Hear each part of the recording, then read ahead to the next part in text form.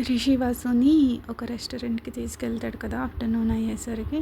So, అక్కడ కూర్చొని "ఏం తింటావు? ఏం ఆర్డర్ చేయను?" అని అడుగుతాడు. "లేదు, నాకు ఆకలిగా లేదు" అని వసు చిన్నగా చెప్తుంది. వసు వద్దు అనేసరికి రిషి తన కోపాన్ని కంట్రోల్ చేసుకోవడానికి కళ్ళు గట్టిగా మూసుకొని డీప్ బ్రీత్స్ తీసుకుంటాడు. "సరే అయితే నువ్వేం చెప్పకపోతే నేను ఆర్డర్ చేసినవన్నీ నువ్వు తినాలి" అని చెప్పి రిషి ఆర్డర్ చేస్తాడు. రిషి ఏం ఆర్డర్ చేస్తున్నాడో తెలీదు. ఎందుకంటే రిషి తన ఫింగర్‌ని మెనూ పైన పెట్టి ఇది అంటూ చూపిస్తూ ఉంటాడనమాట. సో, వాళ్ళంతా టేబుల్ ఫుల్‌గా తెచ్చి ఫుడ్ పెట్టేసరికి వసు కళ్ళు పెద్దవవుతాయి. మొత్తం మెనూ కోడ్ అంతా చెప్పేసారా అనుకుంటూ, "నేనింత తినను, ఫుడ్ వేస్ట్ అయిపోతుంది" అని వసు చెప్పేసరికి, కానీ ఎవరు వింటారు? "నువ్వంతా తింటావా తిను, లేదంటే నీకెలా తినిపించాలో నాకు బాగా తెలుసు. అసలు చూసుకున్నావా నువ్వెలా ఉన్నావో? అసలు మన ఇంటి నుండి వెళ్ళేటప్పుడు ఇలాగే ఉన్నావా? నీ పేరెంట్స్ నువ్వెందుకు ఇలా ఉన్నావంటే నేనేం సమాధానం చెప్పాలి? అందుకే నీ కడుపు పగులేంత వరకు తిను" అంటూ చెప్తాడు. రిషి ఏం జోక్ చేయట్లేదు, చాలా సీరియస్‌గా చెప్తున్నాడని అర్థమవుతుంది. కోపంగా ఉన్న రిషిని ఎలా డీల్ చేయాలో వసుకి అర్థం కాదు. తను నిజంగానే నన్ను మా ఇంటికి తీసుకెళ్తాడా? మా అమ్మ నాన్నలతో ఏం చెప్తాడు? విశాల్‌కి నాకున్న సంబంధం గురించి, మా ఫేక్ మ్యారేజ్ గురించి, నా సూసైడ్ గురించి ఇవన్నీ ఖచ్చితంగా బయట పెట్టేస్తాడా? దేవుడా! ఇప్పుడు నేనేం చేయాలి? మా అమ్మ నాన్నలకి మొహం ఎలా చూపించగలను అని అనుకుని, "రిషి సార్, నేను తప్పు చేశానని నాకు తెలుసు. కానీ ప్లీజ్ మీరు నన్ను ఇలాగా పనిష్ చేయకండి. కావాలంటే దానికి బదులు మీరు నన్ను ఎంతైనా తిట్టండి, లేదా కొట్టండి" అని వసు చెప్తూ ఉంటే రిషి ఫేస్ ఎక్స్ప్రెషన్స్ చాలా సీరియస్‌గా ఉంటాయి. భయపడుతూ ఉంటుంది. వసుకి ఊపిరి తీసుకోవడం కూడా కష్టంగా ఉంటుందన్నమాట. కానీ వసుకి తిరిగి వాళ్ళ ఇంటికి వెళ్ళడం ఇష్టం లేదు. ఇప్పుడు తన ఫ్యామిలీలో ఎవరి మొహం చూడలేను అని అనుకుంటూ, "సార్ ప్లీజ్ సార్" అంటూ ఎలాగైనా సరే రిషితో డీల్ చేసుకుందాం అన్నట్టు ట్రై చేస్తుంది. సో, అది ఘోరంగా ఫెయిల్ అవుతుంది. "వసు, నువ్వు 2 వీక్స్ పైగా కనిపించకుండా పోయావన్న విషయం వాళ్ళకి ఇప్పటికీ తెలీదు. నేను మీ ఇంటికి వెళ్ళినప్పుడే నువ్వు అసలు ఇంటికే తిరిగి వెళ్ళలేదన్న విషయం నాకు తెలిసింది. అది తెలిసాక నేనెంత భయపడ్డానో నీకు తెలుసా? నీకు ఇదంతా ఒక ఆటలా అనిపిస్తుందా? అసలు నిజాన్ని ఎదుర్కోవడానికి నువ్వెందుకు ఇష్టపడవు? జీవితంలో ఏదైనా సమస్య వస్తే దాన్ని ఎదుర్కోవడానికి బదులు ఎప్పుడు పారిపోతూనే ఉంటావా? ఇంకా ఎంతకాలం ఇలా ఉంటావు? ఇంకా లాస్ట్ టైం ఏమో నువ్వు సూసైడ్ చేసుకోవాలని కూడా అనుకున్నావు. అలా చేస్తే నీ సమస్య ఏమైనా పరిష్కారం అవుతుందా? ఒకవేళ ఆ రోజు నీకు ఏదైనా జరుగుంటే నా పరిస్థితి ఏంటి? అందరికీ నేనేమని సమాధానం చెప్పాలి? నా తప్పేం లేకపోయినా అందరికీ నేనే సమాధానం చెప్పుకోవాల్సి వచ్చేది కదా? నీ పేరెంట్స్ నన్ను ఊరికనే వదిలేస్తారనుకుంటున్నావా? వాళ్ళు అడిగే ప్రశ్నలకి నేనేమని సమాధానం చెప్పాలి అని రిషి అంటూ ఉంటే వసుకి ఏం మాట్లాడాలో అర్థం కాక తలదించుకుని మౌనంగా ఉండిపోతుంది. రిషి అడిగే ప్రతి ప్రశ్నకి తన దగ్గర సమాధానం ఉండదు. వసు అలా సైలెంట్గా ఉండిపోయేసరికి రిషి మళ్ళీ అంటాడు, "మళ్ళీ సైలెన్స్. మౌనంతో సమస్యలు పరిష్కారం కావు వసుధరా" అని గట్టిగా అరుస్తూ రిషి తన ఫేస్ని పక్కకు తిప్పేసుకుంటాడు. మళ్ళీ వాళ్ళిద్దరి మధ్యన ఒక కొన్ని సెకండ్ల పాటు ఒక వింత నిశ్శబ్దం. "ఐఎమ్ సారీ" అని చిన్నగా చెప్తుంది ముక్కకి దోసుకుంటూ. రిషి ఏడుస్తున్న వసు వైపు చూసి, "నిన్ను ఏడిపించాలని నేను అరవలేదు. నువ్వు నన్ను వదిలి వెళ్ళిన రోజు నుంచి ఇవన్నీ నా మనసులో దాచుకున్న భావాలు.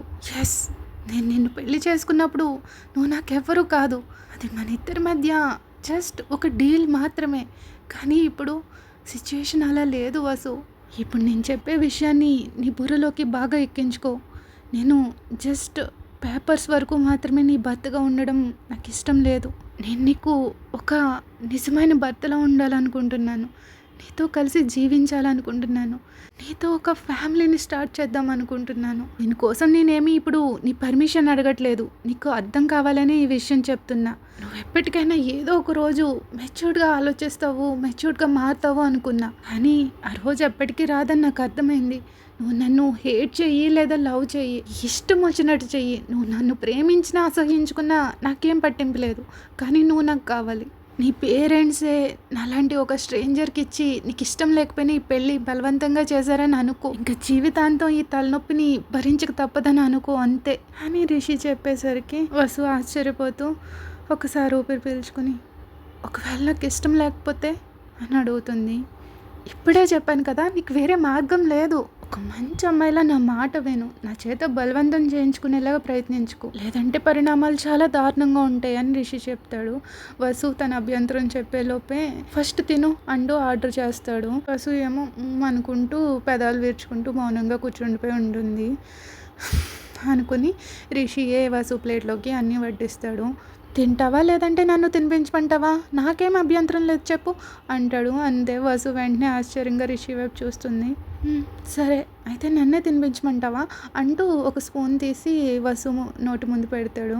రిషిసా అనేలోపే ఆ స్పూన్ నిండా అన్నం వసు నోట్లోకి వెళ్ళిపోతుంది. వసు కళ్ళు పెద్దవి చేసుకుని సీరియస్గా వాట్ అన్నట్టు చూస్తుంది. రిషి నవ్వుకొని నమిలి తిను. ఈయన ఆర్డర్స్కి ఓకే చెప్పడం తప్ప నేను తప్పించుకునే అవకాశమే లేదు అనుకుని గుడ్ గర్ల్ లాగా తింటూ ఉంటుంది. సైట్ సీయింగ్ లేదు, ఏమీ లేదు. నన్ను టీస్ చేయడమే ఆయన రియల్ ఇంటెన్షన్ అని అనుకుంటుంది. ఈవినింగ్ 5 అవుతుంది. సో తను వర్కింగ్ టైం అయిపోతుంది కదా. రిషి నుంచి తప్పించుకోవడానికి ఇదే సరైన టైం అనుకుంటుంది. ఆ వర్కింగ్ టైం అయిపోయింది, సో నేను వెళ్తాను అని వసు చెప్తుంది. సరే వెళ్దాం పదా అంటూ రిషి కూడా లేచి వసు హ్యాండ్ పట్టుకుని దాంతో పాటు లాక్కెళ్తాడు. సరే ఏం చేస్తున్నారు, నన్ను ఎక్కడికి తీసుకెళ్తున్నారు అని పదే పదే వసు అడుగుతూ ఉంటుంది. అయినా సరే రిషి ఏ సమాధానం చెప్పే ఉద్దేశంలోనే ఉండడు. దాంతోపాటు వసుని కూడా ఒక కాటేజ్కి తీసుకెళ్తాడు. మేబీ ఈ నైట్ తను ఇక్కడే స్టే చేస్తాడేమో అని వసు అనుకుంటుంది. రిషి ఒక రూమ్లోకి తీసుకెళ్తాడు. కానీ వసుకి అక్కడ షాకింగ్గా తన లగేజ్ కూడా అక్కడే కనిపిస్తుంది. సో ఇదంతా ఈయన ముందే ప్లాన్ చేసుకున్నాడు. ఇంతసేపు నాతో ఆడుకుంటూ వచ్చాడా?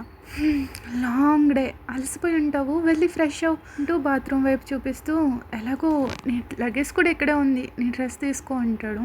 అవసరం లేదు, కావాలంటే మీరే వెళ్ళి ఫ్రెష్ అవ్వండి అంటూ వసు విసుగ్గా అంటుంది. ఎందుకంటే రిషి వాష్రూమ్కి వెళ్ళగానే ఎస్కేప్ ప్లాన్ చేద్దాం అనుకుంటుంది. రిషి ఎప్పుడెప్పుడు బాత్రూమ్కి వెళ్తాడా, ఎప్పుడెప్పుడు పారిపోవచ్చా అని ఆసక్తిగా అలా గమనిస్తూ ఉంటుంది. రిషి ఇలా డోర్ క్లోజ్ చేయడం పాపం. వెంటనే తన లగేజ్ తీసుకుని తలుపు దగ్గర పరిగెడుతుంది. డోర్ ఓపెన్ చేయడానికి ట్రై చేస్తుంది కానీ అది లాక్ చేసి ఉంటుంది. చాలాసార్లు ట్రై చేస్తుంది. సో ఇంకా కీ కోసం వెతుకుద్ది కానీ ఎక్కడ కనిపించదు. ఏడుపు వచ్చేలా అనిపిస్తుంది, అలసిపోతుంది. ఇంకా అక్కడ నేల మీద కూర్చుండిపోతుంది ఏం చేయలేక. ఇప్పుడే తన కంటికి ఒక పెద్ద కిటికీ కనిపిస్తుంది. వెంటనే లేచి ఫాస్ట్గా దాని వైపు పరిగెత్తుతుంది. అది ఎక్కడం స్టార్ట్ చేస్తుంది అనమాట. అది కొంచెం పైకి ఉంటుంది. సో ఆ ఫ్లోర్లో నుంచి కొంచెం కిందికి దిగితే తనకి దెబ్బలు తగులుతాయి అనేసి తనకి తెలుసు. అయినా సరే ఎలా అయినా సరే ఇక్కడ నుంచి వెళ్ళిపోవాలి, తినతో మాత్రం ఉండను అనుకుంటుంది. వసు అలా కిటికీ వైపుకి ఎక్కుతూ ఉండగా ఈలోపు తన వెలుగు నుంచి ఒక వాయిస్ వినిపిస్తుంది. ఏంటి మళ్ళీ తప్పించుకోవాలని ట్రై చేస్తున్నావా, లేదంటే ఇంకోసారి సూసైడ్ చేసుకోవాలని చూస్తున్నావా అని రిషి వాయిస్ వినిపిస్తుంది. అంతే వసు ఉలిక్కి పడి వెనక్కి తిరిగి చూస్తుంది. రిషి అప్పుడే వాష్రూమ్లో నుంచి కొంచెం అర్ధనగ్నంగా టవల్ చుట్టుకొని వస్తాడు. వసు అది చూసి వాట్ ఈస్ సీన్, గొంతులో ఏదో అడ్డుపడ్డట్టు అనిపిస్తుంది. నా హార్ట్ రాక్ చెస్ట్ వైపు నుంచి తన చూపు తిప్పుకోవడానికి ట్రై చేస్తుంది. కళ్ళు కొంచెం కిందకి దించేసరికి రిషి నడుం చుట్టూ ఉన్న టవల్ చాలా లూజ్గా ఉంటుంది. అది ఏ క్షణమైనా జారిపోవచ్చు అని అనుకుంటుంది వసు. సో వసు ఇంకా చేసేదేం లేక నెమ్మదిగా కిందకి దిగుతుంది. రిషి వసు దగ్గరికి అంట వస్తాడు. కరెక్ట్గా విండో గ్లాస్కి రిషికి మధ్యలో ఉంటుంది. సో రిషి తన వైపు వంగుతాడు. తనని తాకకుండా ఉండడానికి వసు చాలా ట్రై చేస్తుంది. కొంచెం ఇంకా ఇంకా వెనక్కి గోడ వైపుకి కిటికీలోకి వెళ్ళిపోతూ ఉంటుంది. అని రిషి నుంచి ఒక మంచి స్మెల్ వస్తుందన్నమాట. Shower gel smell, strawberry flavour అనుకుని తన గార్డెన్ ఉంటుంది కదా అదంతా గుర్తొచ్చి వసుకి నోరు ఊరుతుంది. రిషి అలా అనిపిస్తుంది అనమాట. తహతహలాడుతుంది.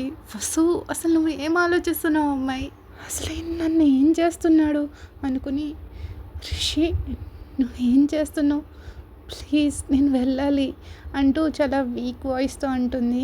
రిషి తన బాడీతో వసుని ఇంకా కిటికీ దగ్గరికి వచ్చేసరికి వసు ఇంకా వీక్గా అయిపోతుంది. తన చేతులు కాళ్ళు చాలా వీక్గా అయిపోయినట్టు మొద్దుబారిపోయినట్టు అనిపిస్తుంది. తను కావాలని ఇలా చేస్తున్నాడు అని అనుకుంటుంది. ఆ తర్వాత రిషి కూడా తన పెదాలు తడుపుకోవడం చూస్తుంది. నన్ను ముద్దు పెట్టుకోబోతున్నాడా ఏంటి, లేదు కదా లేదంటే ముద్దు కంటే ఇంకేమైనా ఎక్కువ ఆలోచిస్తున్నాడా అనుకుని వసు నో అన్నట్టు తల అడ్డంగా ఊపుతూ రిషి అంటూ ఇంకా వెనక్కి జరుగుతూ ఉంటే రిషి తన శరీరంతో వసుని ఇంకా కిటికీ అద్దం వైపుకి గట్టిగా నొక్కుతూ ఉంటాడు. రిషి ఏం చేయాలనుకుంటున్నాడో తలుచుకుని వసు వెంటనే కళ్ళు గట్టిగా మూసుకుంటుంది, కదలకుండా అక్కడే ఎలాగా ఫ్రీజ్ అయిపోయి.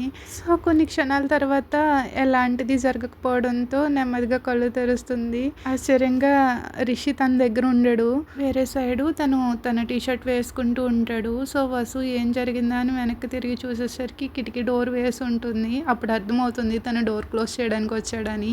ఓ ఈడియట్ అని తనని తానే తిట్టుకుని తన తెలివి తక్కువతనానికి తన తల్ల మీద తానే కొట్టుకుంటుంది. ఈలోపు రిషి వసు ముందుకొచ్చి మంచం స్తంభానికి జారపడి చేతులు కట్టుకుని హే నేను నీ దగ్గరకు వచ్చినప్పుడు నువ్వేం ఆలోచిస్తున్నావు అని కొంచెం ఒక రకమైన స్మైల్ ఇస్తూ అడుగుతాడు.